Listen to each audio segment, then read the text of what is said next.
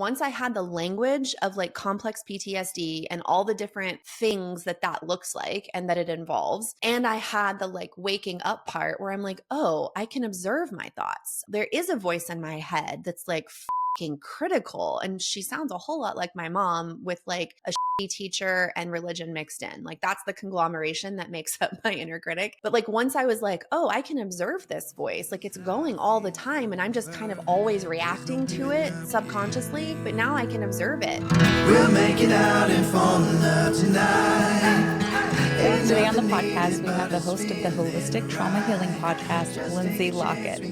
She is also a coach who helps people unravel self-abandonment and reclaim their authenticity. Thank you. Welcome, Lindsey. We are so happy to have you here today. Hello, Steph and Craig. It's nice to be here. Thanks for having me. We would love it if you could just introduce you a little bit, like talk about how you got here in your journey, because you've clearly done a large amount of healing to be doing all of the massive things that you were doing. And that is not saying that you're healed. Just put that out there for our audience. Doing a lot of healing is an ongoing process. Yeah. And you've been at it for a while. A bit, yeah. So you want the Cliff's Notes of my life story, basically? Let's do like the full deep dive. Oh, the full deep dive. Let's Okay. Get into it. Okay. My goodness. So I was born in Central Texas. My parents were divorced before I was 2. So I have no memory of my parents being married. Then my mom had not sole custody of me, but most of the custody of me. And I would like visit my dad every other weekend and holidays and stuff like that. And then when I was 7, my mom met and married a man named Mike, who became my stepdad. And then we moved away from where my dad lived. So we relocated from Central Texas to the Texas Panhandle. And that's where I ended up living for the next like 23 years until we moved to Minnesota 10 years ago. Today, actually, we all woke up this morning and realized, oh my gosh, we've been in Minnesota for 10 years. And yeah, Mike was he had only been sober from alcohol for 3 months when he met my mom. And so he was like working a recovery program. But then whenever we moved, he basically stopped doing AA and we just dove into the First Baptist Church. And so then religion and Christianity became a huge part of my life. And my biological father is still kind of a party guy.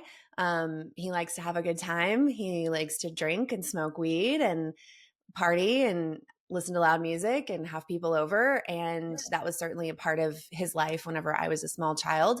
But then whenever I was introduced to Jesus and salvation and the concept of sin and my own mortality or immortality, the message that I was getting was like, nobody was saying everything your dad does is bad and sinful, but that's the message I got when they were like, alcohol is bad, weed is bad, partying is sinful, sex, drugs, and rock and roll, all sinful. And so I think because my home life with my mom and my stepdad was so tumultuous that the brainwashing, culty part of religion wasn't something I caught on to until much, much later, because to me, the thing that the church was offering, which was like this certainty in my salvation, was safer than all of the uncertainty I was living with at home. And so Mike was very verbally, physically, and mentally abusive to me and to his son who came into the relationship. And then my mom was more insidious because her abuse came in the form of emotional abandonment and neglect. And so as I grew up and got into my 30s and started therapy and stuff like that, like one of the first things I unpacked was my stepfather. And like, it was not hard for me to be like, yep, that was abusive. That was wrong. I didn't do anything to deserve that. I even knew that as a child. And so I guess to circle back, like I've always kind of had what my stepfather would say, like a big mouth. And what I mean by that is even as he would be like swinging a belt and like whipping the shit out of me, like I would be like, you were just an usher at the church on Sunday taking up the offering, and this is how you treat your kids? Like, and so I was calling out like bad behavior, even as like a 9-year-old, a 10-year-old, and he hated it. And I was a very small child. And so he would often say, Lindsey, your alligator mouth overloads your hummingbird ass. And it was like a way to like shame me for like speaking up about what he was doing, which was totally inappropriate and awful. But yeah, the church actually became like a refuge for me from that. And it offered this sense of certainty that I didn't have at home. And I bought into it hook, line, and sinker. I bought into like the purity culture. I signed a True Love Waits pledge when I was 12. I actually kept the pledge. I was a virgin on my wedding night. So I was very into like purity, modesty, you know, being raised in the South in the Bible Belt in evangelicalism is very much like women are supposed to sit down, shut up, cover up. You know, the men are the ones who speak and do the teaching. And so basically from the time I was 8 years old, I was like trying to fit inside this box of this is what I'm supposed to wear. This is how I'm supposed to present myself. This is how I'm supposed to carry myself. This is what I'm allowed to say, what I'm not allowed to say. This is what I'm supposed to believe. Just check, check, check, check, check. And yeah, I found a lot of like safety and security in that. And I really do believe, like, if you take religion out of it, like, I really do believe that from a very young age, I really did love God.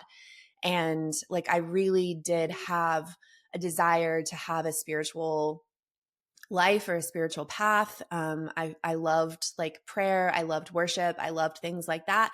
There was just a lot of like legalism and brainwashing and culty shit in there, but it was a lot safer than what I was experiencing at home. And so home life was, you know, my father, I would say he's probably like a classic overt narcissist, a stepfather. We walked around on eggshells around him. He had a temper that you could trigger very quickly. He was a big man. And so he often used like his size to intimidate and to kind of like lord over me. I definitely was like treated as a stepchild for sure.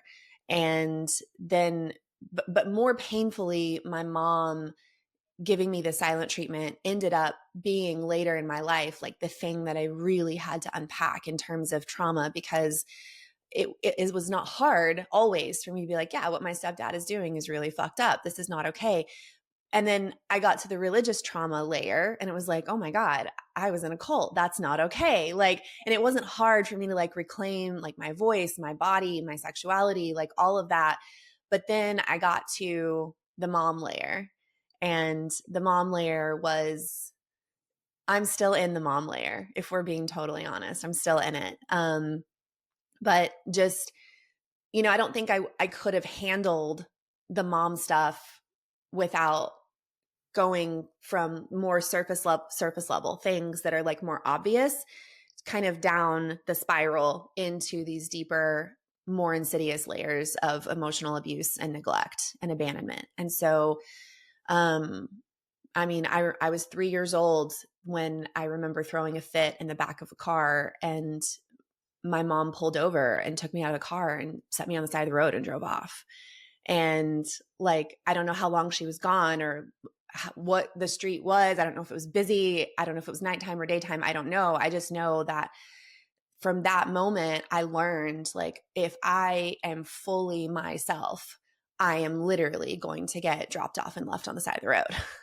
And so Wow.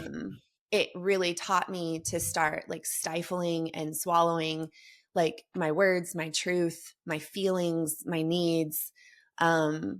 Because even though she stopped literally dropping me off on the side of the road, then she started giving me the silent treatment as I got older. And I can remember very vividly many, many days I would get home from school and, you know, what every child wants when they get home from school is like, they want mom to like turn around and be like, hi, you're home. How was your day? What did you do? Tell me everything, you know?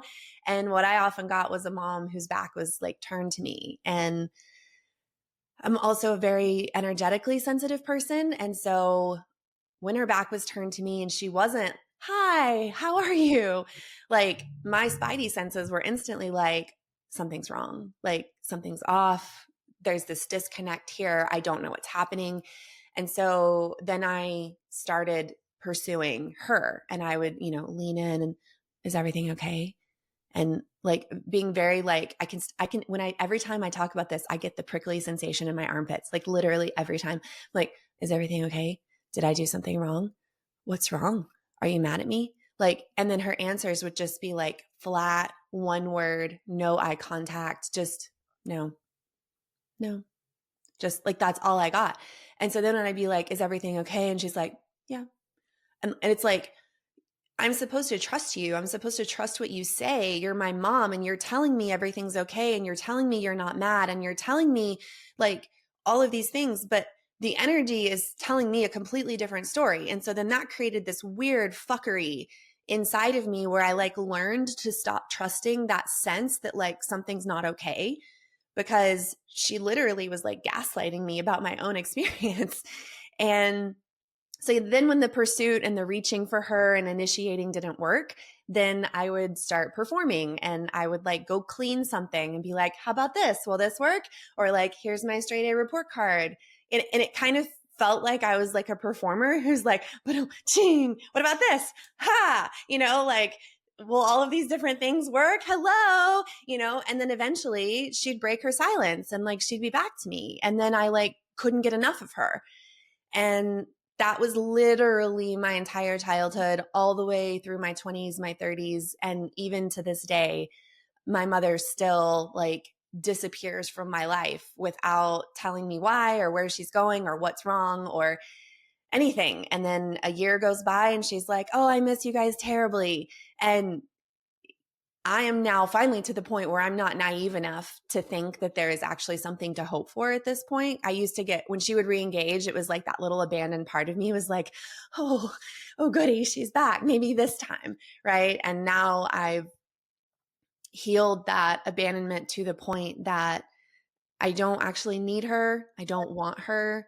I love her. I hope she's okay, but I don't need her or want her. And I don't feel obligated to be in her life, especially because I don't know how to have surface level relationships with people. And I don't know that I could have a surface level relationship with my mom without a lot of resentment. Because the only way that I know how to not abandon myself with my mom is to just be surface level. And that feels so inauthentic to me. In fact, in her recent like email to me, she's like, even if all we talk about is the dogs and the weather. And I'm just like, you want this like surface level thing that masquerades as a real relationship. And like, I'm not into it. Like, I'm just not into it. I haven't responded to her yet because I'm still trying to figure out what to say. But yeah, that's essentially my childhood is like physical abuse, religious trauma, severe emotional abandonment and neglect by a mom, which as you can imagine, I grew up and brought a lot of that shit into my adult relationship. I got married at 19, was a virgin on my wedding night because I signed my True Love Waits card and I did it.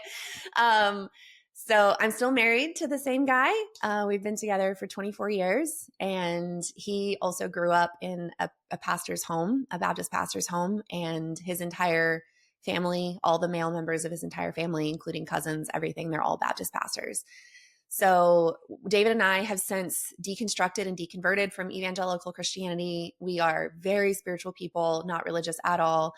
And yeah, all of the abandonment shit I've been working out in the container of this relationship with my husband and learning what it's like when love stays and learning that I don't have to perform or be perfect or clean something or pull out a straight A report card to earn somebody's love and attention back. And I think having those emotionally corrective experiences with my husband, and then also I have 2 adult kids. I have a really beautiful, vibrant real life community of people. And those are the relationships that I've been bringing all of my shit into and being like, these are the relationships I want to work this out in. Today's episode is brought to you by Woolly. Most fabrics today are packed with synthetic materials, microplastics that shed into the environment and your skin. But not Woolly clothes. All of their apparel is made with natural merino wool. And the very first time I tried Woolly, I was hooked. I swapped out all of my boxers, not just because they're comfortable and feel good, but I'm also concerned about not leaching any of those harmful chemicals you know where. I mean, come on. Craig loves his boxers, and let me tell you, I can't get enough of their panties either. They're so soft and comfortable, it almost feels like I'm not wearing any underwear at all. Merino wool isn't just soft and comfortable. It's naturally moisture wicking, helps regulate your temperature naturally, and odor resistant. So with temperatures heating up this summer, it's time to go with some Woolly. And right now, listeners of Steph and Craig get 15% off of everything at Woolly. Click the link in the description. Be sure to enter promo code Steph and Craig and save your 15% now. Wear better, feel better with Woolly clothing. Because you're not expecting me to abandon myself to please you, you know? And like, I can name, hey, I'm about to abandon myself right now. And like, I literally will say those words out loud to my friends. And yeah, I think it's like when you go a while without your mom who did all that shit, and love is something that you learned is inconsistent and unpredictable and can like come and go at any time. And then you go without that for a little bit. And then you get into relationships that are consistent and they are predictable and you don't have to be perfect. And they really are based in both people being authentic. It's not hard to go, yeah, I don't want that anymore. Thanks. Like, you know, I've learned what like nourishing relationships feel like. I don't want this like emotionally malnourished relationship that's like pretending to be a relationship anymore. That just isn't for me. So anyway, fast forward to 2018. David and I went. Lindsey, I want to slow you down. It's not that I want to slow you down, but I want to pause right there because first and foremost, I'm so grateful that we didn't just go with the Cliff Notes. I'm so grateful that you were willing to dive in and share all of that stuff with us, because the amount of, I mean, not just information there, but like we've done copious amounts of healing on our end of the spectrum with, you know, both internally, our self-work, our inner work, everything separate, but then also as a relationship together and everything like that. Yeah. And so everything that you just got done talking about, I know like the amount of shit that involved you having to navigate and go through and experience to be able to speak about it the way that you speak about it today. And I just really want to call it out for what it is. And it's really, really beautiful and amazing. Like that's a profound amount of healing work that you've done. And this is the way that I've been reframing healing for myself lately, like within the last year or two, really looking at it as just massive acts of self-love. Yeah. So like the ability for you to just speak about all of those experiences and share it in the way that you just did, and knowing what that took to get to the spot that you are at, that's just this ginormous act of self-love that you've been consistently giving and showing up and providing for yourself over the past, you know, the entire life, I'm sure, right? In so many different ways. There's a couple of spots there where I want to go back a little bit, because it's sometimes, because we talk about it too on the podcast a lot, where it's hard to know. I'm always thinking about the people that are listening, where, you know, sometimes it's easy to see at the end of the journey, and even though it's not the end, like we mentioned, like healing is just this ongoing thing that's constantly taking place. But sometimes it's easy to see like, well, it's so easy, or, you know, like what were some of the spots in there over the course, you know, childhood, your teen years and into your 20s that were some of the real pivotal shift moments for you where things had to change almost, right? Where maybe even into your 30s. I know that we've had a bunch that were into our 30s as well, that were like, okay, even recently, probably into our 40s. Yeah. But what are some of those moments where it was like, okay, shit has to change. I have to do something different. And what were those key moments for you that you know, chose to do differently in those spots? Yeah, thanks. That's such a good question. So I don't think I had any of those moments in my childhood or my teenage years, because I didn't have the agency or the autonomy to have those moments. So I think that when I met my now husband, it was the summer after I graduated from high school, and I was getting ready to start college. I was getting ready to move into the dorms, and this guy walked into my life, and you know, being raised in the Christian church, like a woman's purpose is to be a wife and mother. And so I was going to college, but I wasn't going to college so that I could like go be some successful whatever. Like that was the thing that I was going to do until I found a husband. You know, I wasn't expecting to find a husband whenever I was 18. So, David and I, like, for both of us, it was literally like love at first sight. It was not like a trauma bond at first sight. It like he saw me from across a room. He was a musician. And so he was doing the worship for a youth event that we were putting on at our church. And I was the youth intern. And so I was like busily setting up all of these things for these kids. And in walks the band, and he's the leader of the band. And he saw me from across the room and he asked my boss, who was the youth pastor, he was like, "Who is that?" He was like, "That's my intern." And David goes, "I'm going to marry her." And he goes, "Well, she's single."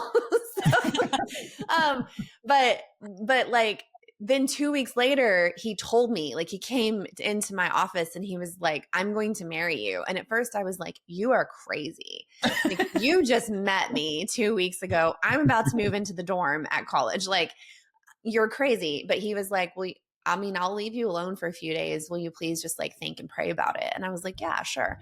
So I did. And surprisingly, I felt my heart just like open up, and I felt so peaceful in his presence, and I felt so safe with him. And, like, I think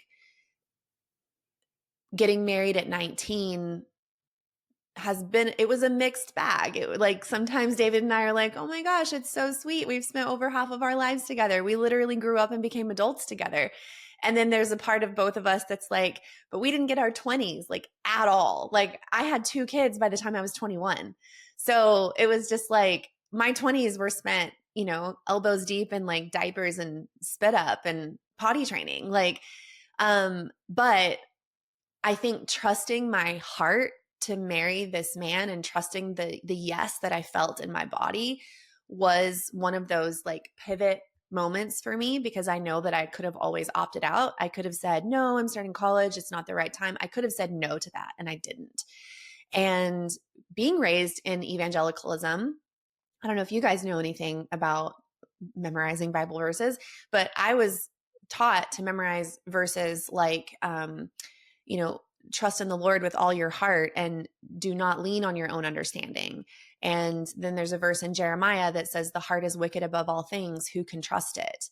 And so it was memorizing things like that that really indoctrinated me out of listening to my body and trusting my heart, and like outsourcing my knowing to a God in the sky, a male God in the sky. And I would even say that like I probably gave credit to that knowing that I had within myself about David. I probably credited God for that. But now I've like reclaimed credit for that. And I'm like, no, that was something I felt. And then another pivotal moment, after we got married, we'd been living in like towns and neighborhoods, and I grew up in the country on a horse ranch. And of all the shitty things that happened in my childhood, I'm so grateful that I grew up on a horse ranch, because I had a pasture and I could go get away from my parents and go play in the pasture. And like I spent tons of time with horses, and they were my friends and they were confidants to me. And I loved riding and grooming them and petting them and feeding them and camping out in the barn when one of our mares was giving birth, and like watching the birth process and actually helping to deliver babies sometimes when they would get stuck. And like, I'm so grateful that I had this like farm life experience. And so then David and I were living in neighborhoods after we were married, and my heart was always just like, back to the land, like get the fuck out of these neighborhoods, get back to the land, get back out in the open, get rural. And he was not interested at all. Like David was like, "I don't know anything about that. I don't like, my younger brother called David and other people like him who always lived in neighborhoods and didn't know a thing about living in the country. My younger brother called them neighborhoody. It's like, he's a neighborhoody. So, anyway, but I had this deep desire to be back on land, and it took a little bit of convincing with David, but finally he was like, "Yeah, I can see why you would want to raise our kids this way." And it took us 10 years to find this place. But that was like something that was a pivotal thing. It was a non-negotiable desire for me. It was like, I am not giving up on this. I will look and look and look. And I looked all over Texas and didn't find it. And finally I was like, let's move somewhere else. I don't have to live in Texas. So that's how we found ourselves in Minnesota. But the biggest pivotal shit has to change. I have to do something different. Started in 2018. And that was like Murphy's Law was at work in our lives. Everything that could go wrong did go wrong. I mean, from our marriage was in the dumpster. It was a dumpster fire. At one point, all three of our cars, something was wrong with them and they weren't working. My husband got a 20% pay cut at his job. Like our basement flooded, our sauna caught on fire, like our chimney caught on fire. It was literally like wham, wham, wham, wham, 2018. And we were really, really struggling. And I think my abandonment got massively pulled up during that time because my husband just like was not himself. And he was going through a really hard time personally. It's like the hardest time I've ever seen him go through in 24 years was 2018. And he just like lost his shit and could not find it. And I was like trying to hold everything together and like we were fighting a lot. And so I was like trying to protect the kids from us fighting. And then I like started smoking weed all the time because I was just anxious as fuck. And like, we'd been homeschooling our kids and I was trying to build a business and I was like, I can't homeschool and build a business. And so I put them in public school for 2 years and like the kids would go to school and by 10 a.m. I was like stoned and I was stoned for the whole day because it was the only way to like make the anxiety like, because I didn't know how to feel my feelings yet, you know? And so that all kind of came to a head when end of 2018, early 2019, I kind of went into this crazy, debilitating anxiety, panic, insomnia spiral. And I was also having like a lot of pelvic symptoms that were mysterious and undiagnosed. And that was my dark night of the soul. Like the 5 months that I spent like literally panicking. I remember nights where I would be like clawing at my headboard, like literally screaming for myself, like literally in the middle of the night being like, Lindsey, where are you? Like talking to myself, trying to find myself. And then I became suicidal and I would lay in bed and I would like look at the designs on my curtains and like my eyes would trace the designs on my curtains and I would be like thinking of, well, okay, what pills do I have and what can I take and what could I mix together? And we have guns, but I don't want to make a mess. I don't want the kids to find me. I don't want to slit my wrists because I don't want to make a mess. I don't want and so like, I'm just going through scenario after scenario after scenario. And finally I landed on like the least messy way to die that also my kids and my husband wouldn't find me. And that was going out, getting lost in the woods and freezing to death and knowing my family won't find me. Search and rescue will be who finds me. Like, and I won't make a mess. And like, I was trying to like traumatize my family in the least way possible. So on March 7th, 2019, my mother-in-law was up. We had called her up because I was in such a bad state that I literally was not able to drive or run errands or work or parent or like I couldn't do anything but be in bed. And I was constantly hungry, but losing weight like crazy. I mean, I lost like 40 pounds in like 3 months. Just the adrenaline, the cortisol, the panic, the anxiety, the darkness, like it was, I couldn't see that I would ever be myself again. And so I wasn't wanting to die because of a lack of support or because there was a lack of people who loved me. Like I was surrounded by people who were constantly supporting me and loving me. Me wanting to die felt like the most loving and merciful thing I could do for myself. And I didn't see that I would ever be the same mom again or the same wife again or the same friend again. So we had called my mother-in-law up and she kind of came in and did what I would normally do. She did laundry. She took the kids to school. She did the grocery shopping. She cooked the meals. Like she did the things. And while she was here, I was like, this is my time. If I do it now, she'll be here to take care of everyone when I'm gone. And so one night while she was here, I was just wearing my pajamas, and I put on some snow boots, no coat, no hat, no mittens, no nothing. I think it was like 10 degrees outside. And I went to walk out in the woods. And what I wasn't accounting for was that we had had 14 feet of snow that year, and I couldn't get through the snow. And I didn't put on my freaking snowshoes. So then David like opens the door, and he like sees me like crawling through the snow in the woods. And he's like, "What are you doing?" And I was like, "This is it. I'm done. Like, I'm just done." And he was like, "Either you're going to come back down here, or I'm going to come up there. I'm going to drag you out. So it's up to you." And I realized like, I can't keep walking into the woods with you staring at me. Like, I can't do it.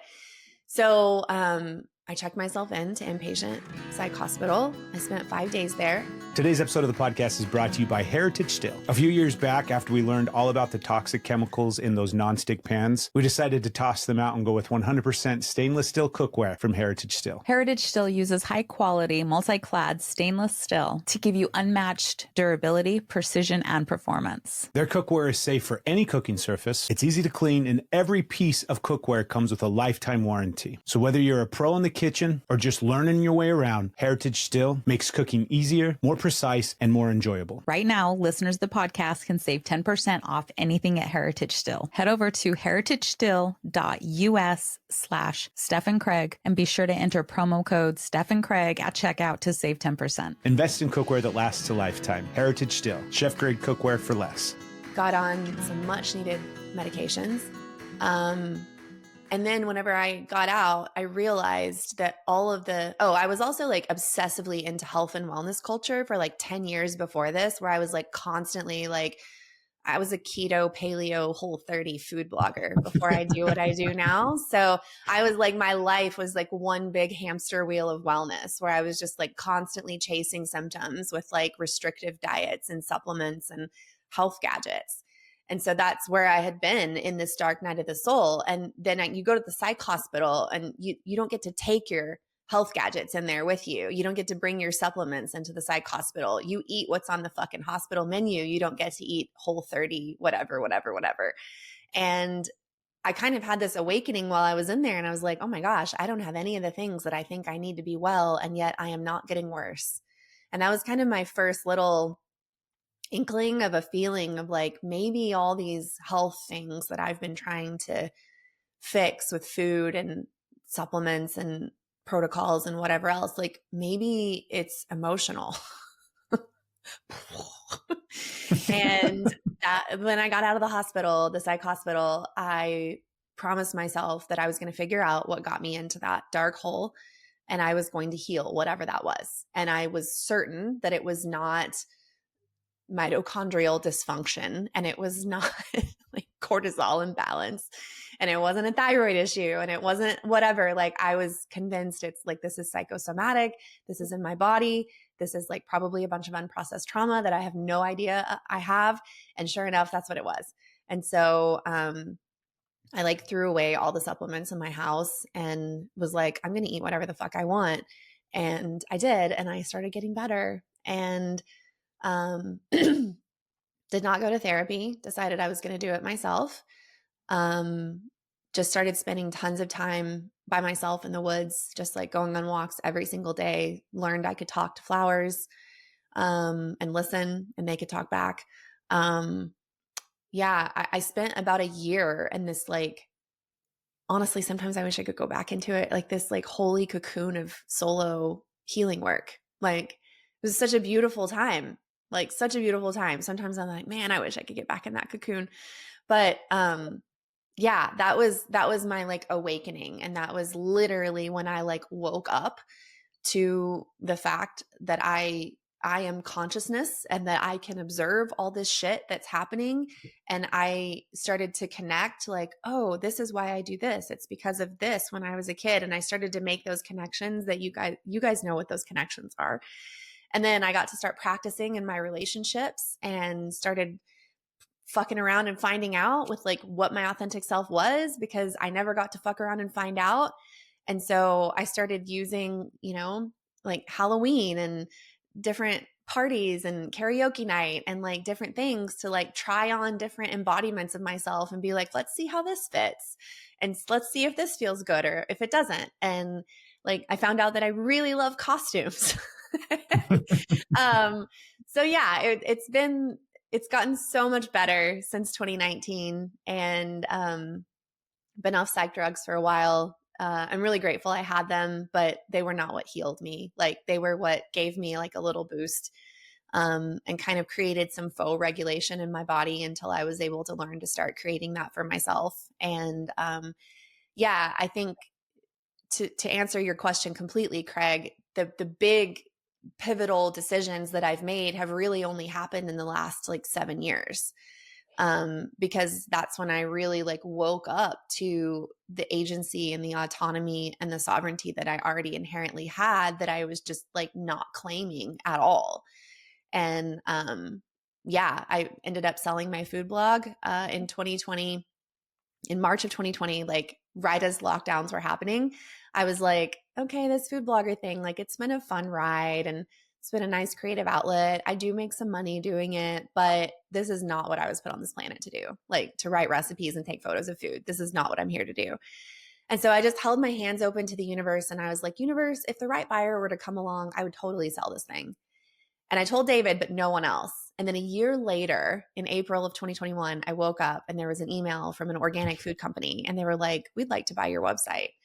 And I had a number in my head for that whole year that I was open to selling it. And they were like, how much do you want for your website? And I told them, and they were like, we'll pay cash. And I was like, holy shit. And we had a debt-free business. So it was a really easy sell. The same week that we closed on the sale of that business, my husband got laid off from his job as an IT director for a different organic food company. And so we were like, I sold my food blog for 90,000, by the way. I'm pretty proud of that. So That's we awesome. had like a 90 grand cushion in the bank and we're both unemployed. We're just like, let's fucking do this. So in October of 2020, I'd started a podcast. So that was already going by the time the food blog sold. And I was kind of doing both things at the same time.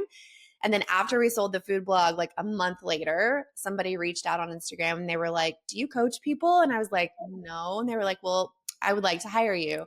And I was like, okay, let's see how this goes. So I started doing that. And then here we are, like 4 years, 5 years later, this is what's happening. So did I answer your question, Craig? You definitely did. Absolutely. And it's such again, it's such a beautiful story. And I mean, it's not a beautiful story in the sense of like, it's tragic. It's so hard, right? But the trajectory of it all and the way that you came through it all. And again, like you didn't, I'm fascinated by, you didn't have therapy. I mean, obviously when you were in the psych ward and everything like that, but outside of that, you didn't have therapy, you weren't getting help externally in any way. This was all just the internal process for the most part. In 2017, I did about a year of EMDR. Okay. But in EMDR, literally what came up was the religious stuff and the stuff with my stepfather. Like that was the stuff I was processing. I also did my first mushroom trip in 2017 and a lot of stuff with my stepfather came up out of that. And then after that mushroom trip, like he never comes into my awareness anymore at all. Like I don't ever get flashbacks or triggers or anything related to my stepfather or the physical abuse. But then in 2018, when the shit was hitting the fan in my life, I was still going to the EMDR therapist and she was still doing EMDR with me. And I don't know if you guys know this, but EMDR is fantastic if you want to like process past stuff, but it's shit if you're going through something in the present moment and you're trying to process it through EMDR. Mm-hmm. So I ended up quitting EMDR because it wasn't helpful to me. And then you'd be surprised, there's not that much therapy in the psych ward. Like you'd be surprised. Yeah. So yeah, after I got out of the psych hospital, other than my required appointments that I had to have with a psychiatrist because I was taking psych drugs, I have not been in therapy or done any kind of therapy since 2017. When you think about all the, sorry, babe, I don't want to when you think about all the emotional, because the way that you phrased, the whole experience in 2018 and how everything started really spiraling downwards, that repressed emotion and the repressed things up to that point, did you feel like you had a good understanding of because I think about this in the context of us, where it's like, we, for the most part, 35 years old, 36, 37, it was late into our 30s and into our early 40s when things really started to both fall apart, but also come together. Right. Yeah. And up until that point, it was like, oh, we had everything. We were full functioning adults. We had our shit together. We knew what we were doing, even from the lens of like emotional health. And then you really get an understanding of like, oh, we know nothing.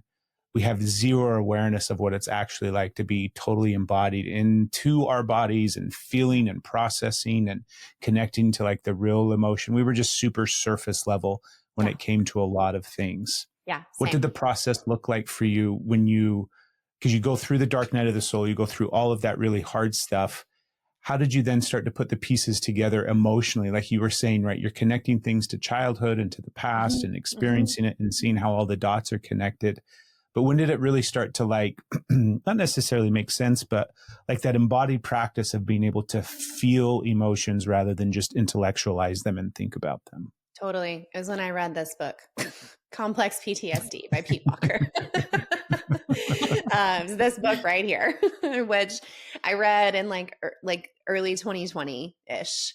And did not know what complex PTSD was, did not know that really what I was dealing with all this time, gasp, were the symptoms of relational trauma. That's really what it was. So yeah, that book to this day, it stays on the edge of my desk. I reference it all the time. I joke that it's like my Bible now. I've got underlined and notations in the margins and like all kinds of stuff. I ask all of my clients to read it. That book really was like the light bulb that turned on for me. That was like, oh. And then just as I read it, especially as he was talking about emotional neglect and abandonment, like he talks about how emotional neglect and abandonment is basically like the child is like dying of thirst outside of the fenced off fountain of a parent's warmth and interest. And like, it's literally how I feel about my mother. It's like, I've always been on the outside, just like begging for you to give me something. And, it's also been a lot of experiential things too. So it's like, yeah, this book helped, but I'm actually not a big reader. I can't even tell you the last book I finished. And I don't follow a lot of people online. So truly, once I had the language of like complex PTSD and all the different things that looks like and that it involves, and I had the like waking up part where I'm like, oh, I can observe my thoughts. There is a voice in my head that's like fucking critical. And she sounds a whole lot like my mom with like a shitty teacher and religion mixed in. Like that's the conglomeration that makes up my inner critic. But like once I was like, oh, I can observe this voice, like it's going all the time and I'm just kind of always reacting to it subconsciously, but now I can observe it. And oh, I can observe that every single time I feel like maybe somebody's disapproving of me or I'm disappointing them, or maybe that means they're going to leave me, I get the same sensation every time where it's like this hot blob of nausea in my solar plexus that moves through my chest and feels like flutters and heart palpitations and then up into my throat. And it feels like there's vice grips around my throat.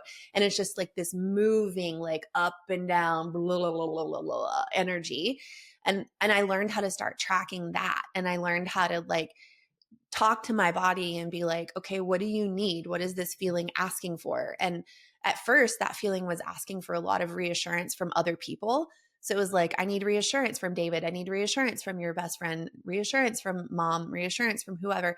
And then it kind of got to where I was like, okay, isn't it interesting that I'm like outsourcing this reassurance all the time? Like maybe this feeling is actually asking for me to give it reassurance or like me to meet it. And so that's when I started like, but I had to go through the developmental milestone of outsourcing that reassurance to other people because I missed that milestone as a child, right? Like, of course I couldn't source that stuff from within myself. I never had it.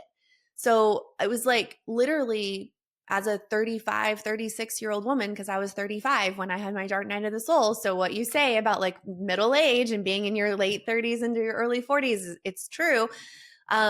Like I'm 35, 36 years old, but I don't know what it's like to be reassured by a safe person emotionally. Like, I don't know what it's like to be in my feelings and somebody stays and somebody doesn't judge me or tell me to shut up or tell me I'm being bad or something like that. Like, and so I started outsourcing at first, but I really think that I was going back in time and kind of meeting a developmental milestone that hadn't been met, so that then I could learn, oh, that's what reassurance feels like. Through that modeling, now I can learn how to do that for myself, but I just had to learn it way later in life than what we're supposed to learn it, you know? Today's episode of the podcast is brought to you by Routine. We've been on the hunt for an electrolyte powder that we can add to our water every day, and we're excited to say we found it. Morning Routine is a special blend of organic lemon, apple cider vinegar, Himalayan sea salt, and all the other essential electrolytes that you need for your day. It's non-GMO, organic, dairy and gluten-free, Soy-free, sugar-free, keto-friendly, 100% vegan, and made in the USA. And one of my favorite things about Routine is that it doesn't contain any synthetic dyes or preservatives. You simply add water, shake it up, and enjoy the nutrients that your body needs for the day. We've been enjoying Routine for a while now and can't wait to share it with you. Right now, listeners of the podcast can save 10% off anything at Routine. Head over to yourroutine.com/Steph and Craig and be sure to enter promo code Steph and Craig at checkout to save you your 10%. Start your day off the right way with Morning Routine. Your body will thank you. That's such a pivotal point of awareness, and that's such an amazing thing to people to have awareness of. Is a lot of times you'll find yourself shaming yourself. Well, Yeah. I should have known this. I should have done this. I should have, how could you possibly? Exactly. And so to be able to recognize that, go back and allow that for yourself, allow that space, allow that nurturing, learn how to do these things that you didn't learn how to do. It's not your fault you weren't taught how to do these things. It's not your fault you weren't shown how to do those things. So it's interesting how we'll then blame ourselves for not knowing these things. And especially once we start to learn a lot of the nurturing, we see how maybe ramifications in ourself came through and we were withholding on other areas. Mm-hmm. There's so much love and compassion that needs to come through this space while we're learning how to feel, experience, embody, give, reciprocate, practice, all of these things that we were never taught. Yeah. And to just really normalize, it's okay. We get to learn it now. There's this part of us that gets to really embody that lovingly and excitingly. And I just love how you say that. I didn't have that. That was a milestone that I had to go back to and learn what it felt like to be reassured, learn what it felt like to be in my feelings and not get left on the side of the road. Literally. To be able to feel this literally and to okay, now I know what this feels like. So I'm going to start practicing. And when you think about a baby learning how to walk, they're learning how to walk by crawling, by holding on to things, by holding on to fingers before they're okay, I'm ready to try this on my own. And then off they go. And so just that space of oh my gosh, we get to allow that in. We get to allow in what we didn't learn, what we didn't receive when we were a child, and start to build that trust within ourselves to know what it feels like to give that to ourselves, to not only to receive that, but we're oh, I can access this. Yeah. I can access this. I'm worth this. Yeah. That's really beautiful. You spoke of before as self-abandonment. You call it out with your friends now. And I would love it if you would get on a journey with that of how, what do you notice coming up in yourself, and how did you get to the point where you're I'm going to speak this. I'm getting ready to self-abandon, to call it out, and just, I don't need to describe it. Would you please walk us through that? Yeah, I totally will. So, I'm so grateful for the handful of people in my life who have been on their own journey and are doing their own work. And I've surrounded myself, and you don't need many, I have an awesome husband, and I have 3-4 really close inner circle friends, and I call them my chosen family. And you don't need a whole army of people to do this with. You just need one or two or three really close people who are willing to meet you in that, and who are also doing it for themselves, right? And so I have that with a handful of people in my life, and I have always had a voice, because my stepfather used to say, your alligator mouth overloads your hummingbird ass. So I have always had a voice, but I just haven't always had access to the fullness of my voice. I also have Mars in Gemini. So that's like sacred disruptor energy. It's like my voice is not, it can't not be disruptive. You know, even whenever I'm like not trying to be disruptive, sometimes it's just disruptive, not in a bad way though.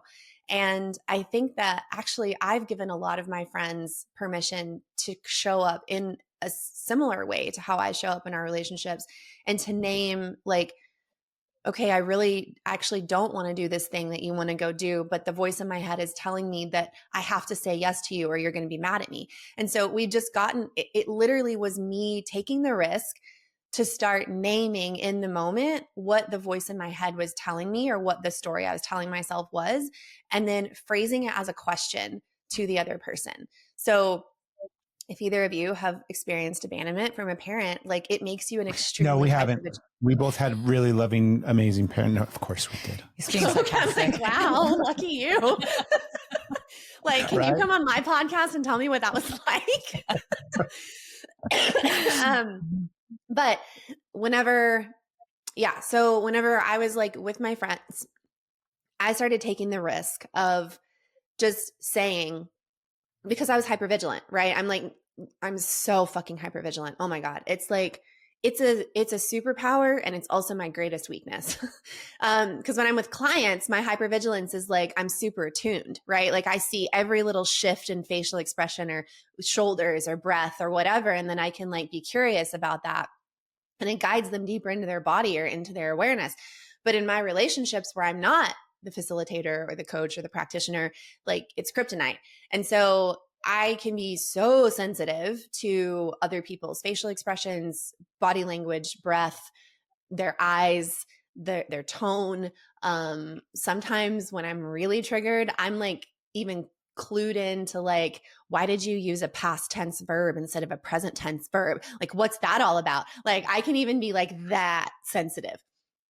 And obviously, if you're trying to co-create intimate relationships, like showing up with that level of hypervigilance where like everything they do is a threat is not super conducive to building intimacy and trust with each other. Cause like I'm always on edge. Like, why are you doing that? What about that? What about that? Right. And it like comes across like I'm blaming them and nothing they can do is okay. So I learned how to start taking me noticing the present tense or the past tense verb, or me noticing the sigh or whatever it was. And instead of just going off with the story that I was telling myself about it, which is, oh, they must be mad at me. I must have done something wrong. You know, they didn't text me back after 2 hours. Then I'm replaying the whole conversation that we had in our head the last time we talked, trying to figure out what did I do? And so instead of keeping all of that inside, which is extremely painful, I just started voicing it as a question. And I would say like, okay, I noticed that your breath just changed. And the story I'm telling myself about that is that you're annoyed with me. Is that real? Or I noticed you just used a past tense verb. And what that means to me is that you're saying that you felt this way in the past, but you don't anymore. Is that true? And I would just start naming it out loud and just asking, is that real? Because again, if you're building a developmental milestone or meeting a developmental milestone of like trusting your own perception of things, like I've been lied to a lot. You know, I've been told by my mother that things were okay when they weren't okay. I was told when her body language was totally closed off to me that she wasn't mad. Like, I don't fucking know. So rather than going off in the story about it, I learned to start asking. And what that did was it opened up and created a natural invitation for other people in my life to start doing that back to me. And so then that became like the culture of our relationships, is not staying in the story that we're telling ourselves and then walking away with resentment later, or holding back parts of ourselves because we're making it mean something it doesn't, but just actually naming what's happening in the moment and then asking a question. And then one of the other like ways that I self-abandon now, which is not, this might be really interesting to you guys. Have you ever heard of modulating? Have you ever heard of No. that? Okay. So I just like in the last few months have just realized that this is one of the ways that I still abandon myself. And it's like, I have something to say, or like I have a truth to bring forward or something, and I'm not dishonest and I'm not authentic. It's just not coming out fully authentic. So it's like I have this truth to say, but instead of just saying it and it piercing you, I will adjust it slightly, 1 degree off center, and soften it so that it lands better in your nervous system. Okay. Yeah, we know what that is. Oh shit. Right? Okay. So I started noticing myself I'm really doing good this. at that. Oh, me too. I'm so good at it. I bet you you're that. as good at it as me, because here's what my people said to me whenever I told them this. I was like, so it's like sometimes I like if I know someone is overwhelmed, I'll like hold back in my delivery and I'll soften it a bit because I don't want to overwhelm them even more. Or if I know something is really sensitive for someone, like I'll bring it up, but I'll do it in an indirect way instead of a direct way or something like that.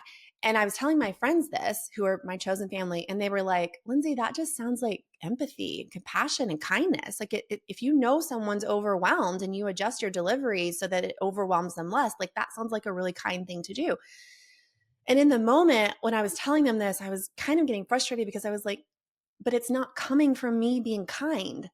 Like I'm not trying to be so kind that I'm adjusting my delivery. I'm like afraid that if I don't adjust my delivery, I'm going to get left, or I'm going to get judged, or I'm going to get criticized or something. And they just like weren't getting it, and they weren't getting it. And finally I went home later and I was just thinking about it and kind of feeling misunderstood, but not because they weren't trying to understand. They were, but I was still feeling misunderstood. And then it dawned on me. I was like, oh, because it lands for them the same way. It lands for them as compassion and empathy, even though that's not the energy I'm in whenever it's delivered. So it's like, if I'm softening a truth because I care so much about you and it feels authentic and like the most loving and compassionate thing to do for me to adjust my delivery, that's authentic. That's not self-abandonment. But if I modulate the delivery to be less, to be softer, because I'm afraid if I don't, you're going to leave me, that's when it's self-abandonment. But for you, it lands the same way either way, right? Like you don't know. And this is like the layer that I'm currently working on. And so I was telling my best friend about it, and I was like, I totally do this with you. And she was like, oh, I know you do. And sometimes you ask me a lot of questions and I can tell that you're like trying to get somewhere. And I'm like, yeah. And then you get really overwhelmed by my questions and you get short and kind of snippy with me. And she's like, yeah, we do that. And so I was like, okay, so what do you think we could do in the moment? Because like, I think I do this with you like all the time. And she was like, I don't know. And I said, how about if I just like name it when I'm doing it? What if I'm just like, I'm modulating for you right now? And she's like, that would be fine. That would be totally okay. So that's what we've worked out in our relationships. I don't know if that answers your question, or people high five you so much. I'm like, that's awesome. I just like totally want to high five you. I love Thanks. that. I feel like this is a life hack. Yeah. I feel like it's the way to move through life, is just be like, hey, this is what my inner voice is saying. And just communicating it so clearly, and then being like, is this what's really happening? Because we can relate so much to all of it. And I love that you're like taking in the friend circle. Like we're really good at doing this with each other. Yeah. I don't know if we're really good. I feel like we are. I feel like I modulate with you nothing. all the time. Well, I love you, and I hope you can start calling it out. And I do modulate totally with you too. But what we're implementing this one immediately. Be like, baby, I'm modulating right now. Right? I'm modulating. What I'm referring to is all the ways that we have all these words that we bring up. Yeah. Like, well, we have like a whole acronym encyclopedia, different words of what we have that's our two of us codes to each other. Mm-hmm. Like even like we have like, I'm having a BMM. We're not having a shit. We're having a body memory moment. It's like nice. My body's remembering it this way. And my body feels like this is happening. So it's triggering my nervous system. And I'm afraid that this is what's happening because something got my body remembering this emotion. And I don't know the difference at this moment. So we communicate that. I love that. I haven't thought of like having that language. I'm still learning the friends. I'm still like really allowing that space to build. I haven't felt safe there yet, but I'm now I've got some women in my life that are just phenomenal.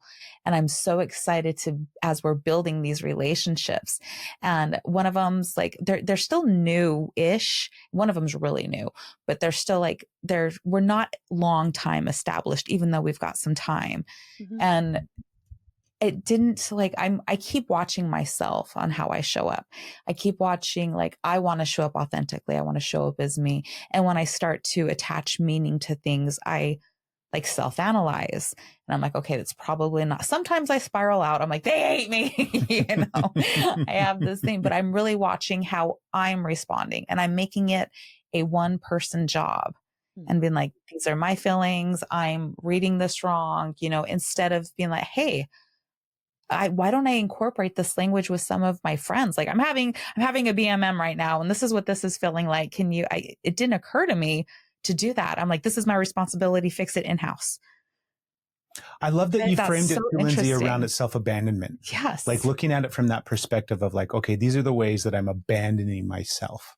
Mm-hmm. I've got this, like everything that you've been talking about for the last little bit. I constantly, like not constantly, but today's episode of the podcast is brought to you by Nutrotonic. I've been a big fan of Shilajit for a really long time, but I've really struggled to find a brand that prioritizes quality above all else. Most of what's out there is really low quality, diluted, and packed with unnatural fillers, but not Nutrotonic's Shilajit. Nutrotonic's Shilajit is a rare form of red Himalayan Shilajit. It's packed with all the essential minerals, fulvic acid, and nutrients that your body needs. Shilajit's going to help you boost your energy, your focus, and your overall health and well-being. Nutrotonic Shilajit is the real deal. It's sourced directly from the high-altitude regions of the Himalayas. Listeners of the Steph Craig Show can save 15% off of everything at Nutrotonic's website. Click the link in the description and be sure to use code Steph Craig to save that 15% off. Power up and fuel your body the way nature intended with Nutrotonic's Shilajit. To me, it's the reparenting process, because a big chunk of what our healing has looked like is just inner child work, going back and sitting with those parts of us and healing those wounds and hearing those parts and allowing the space for those parts to be seen, validated, loved over and over and over and over and over again. And in the process of doing that, learning all of these healthy coping mechanisms, learning all of these ways to communicate and express emotion. So it's this beautiful reparenting process of all of these little wounded parts of ourselves.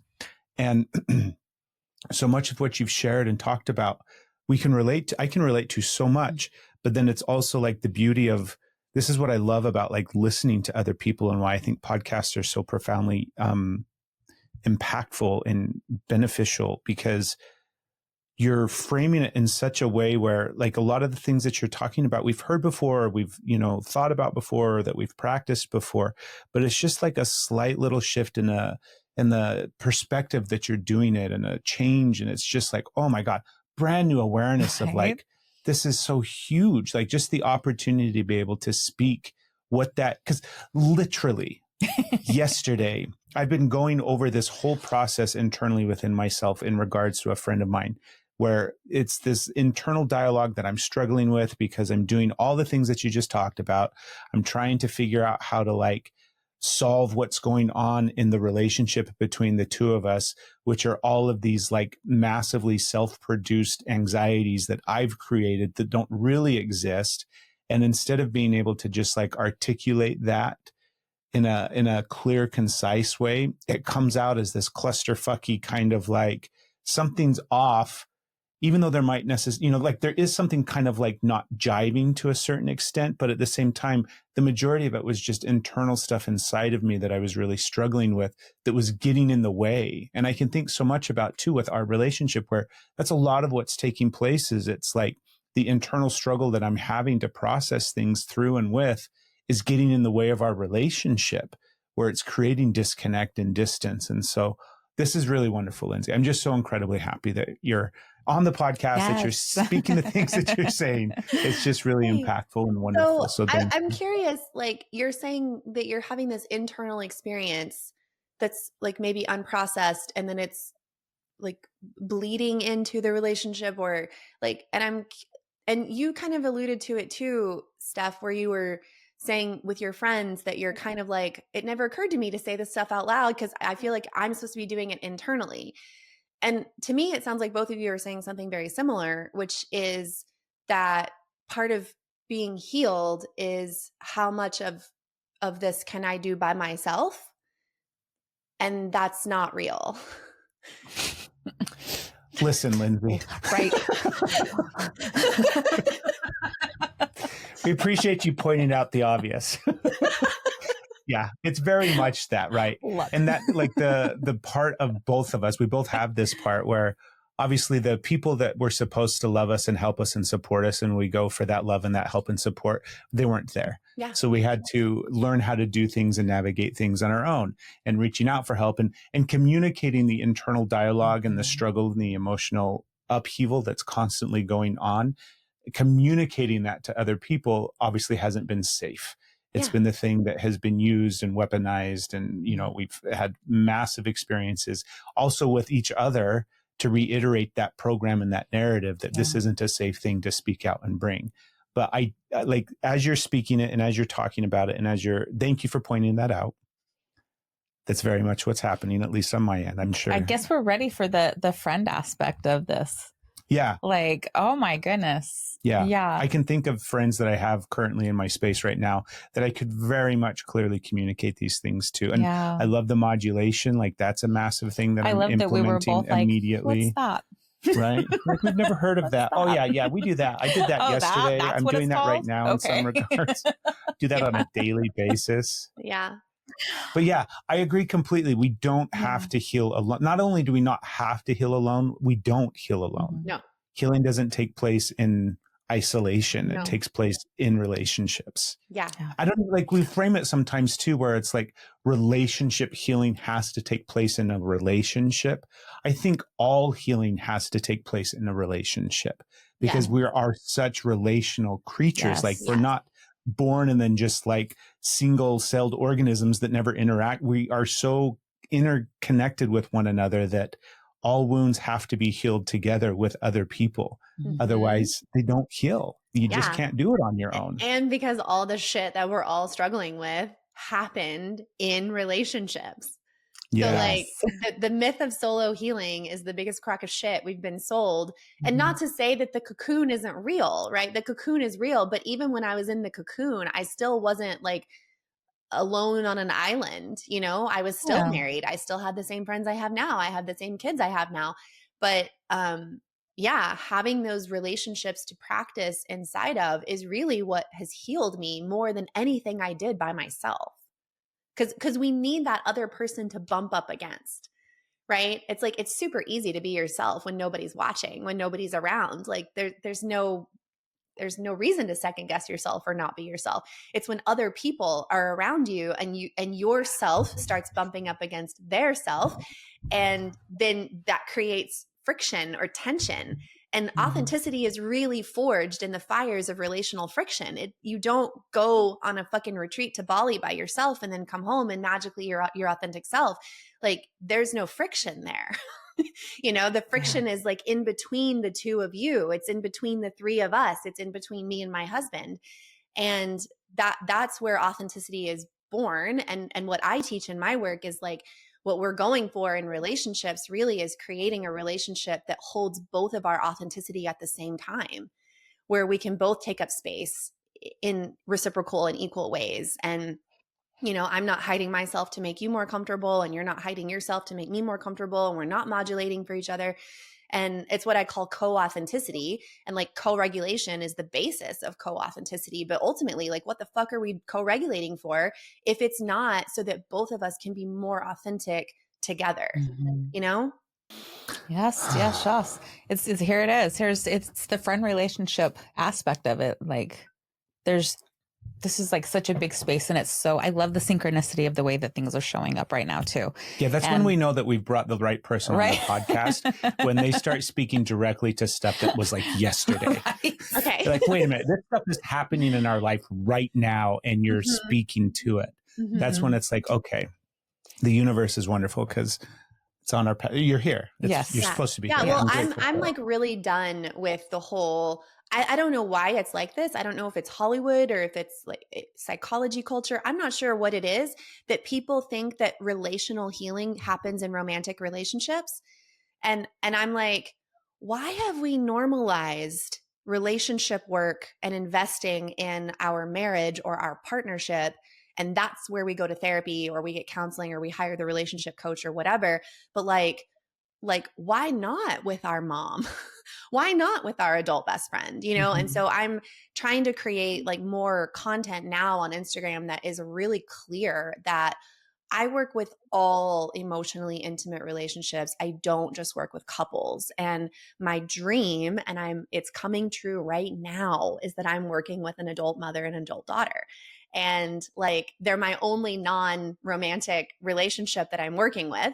But like, I wanted to expand out of romantic relationships and couples and get into, like, I'd love to work with adult siblings who want to heal their relationship, or adult mother, adult daughter, adult mother, father, daughter, father, son, adult best friends. Like, I want to work with all emotionally intimate relationships, because if we only have this one fucking relationship to practice in, that's incomplete. You know, like, you don't just have to That invest in makes a so much relationship sense. Yeah, with the yeah. person you're sleeping with. You know, like, I want to be my authentic self in more than just the relationship with the person I'm sleeping with.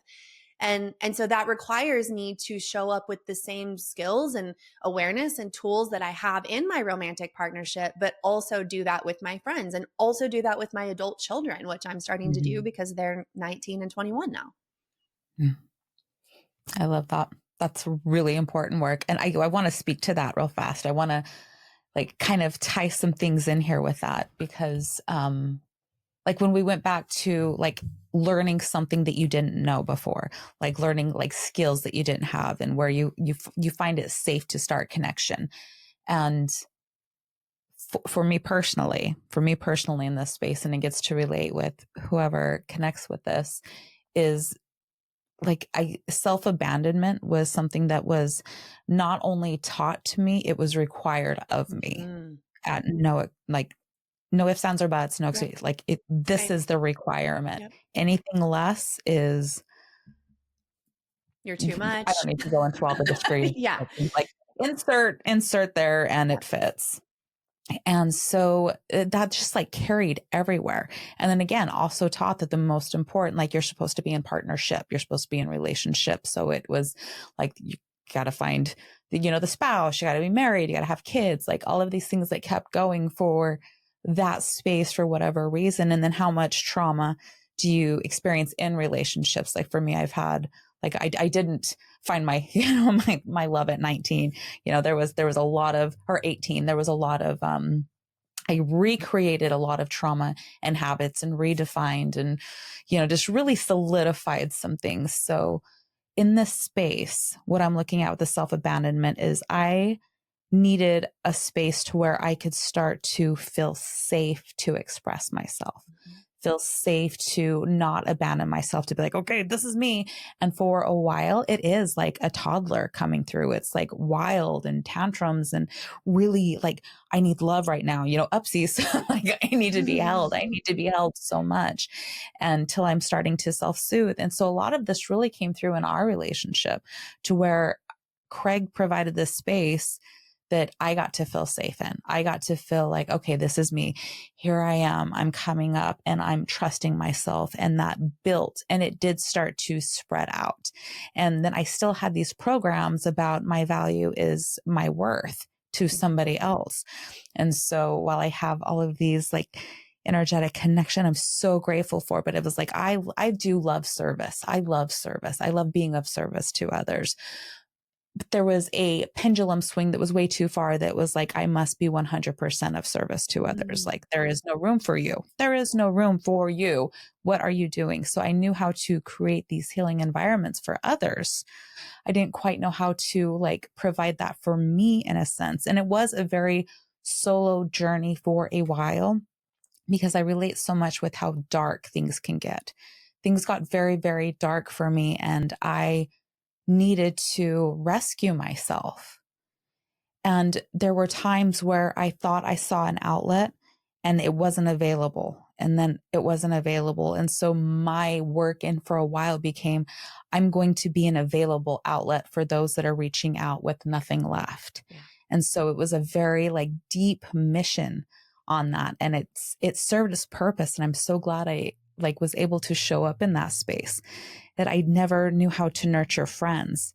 So the relationship still wasn't there. And so now, while I'm ready to bring this in, and I'm like, oh, my big mantra right now is I am worth my time. I am worth my time. I am worth my time.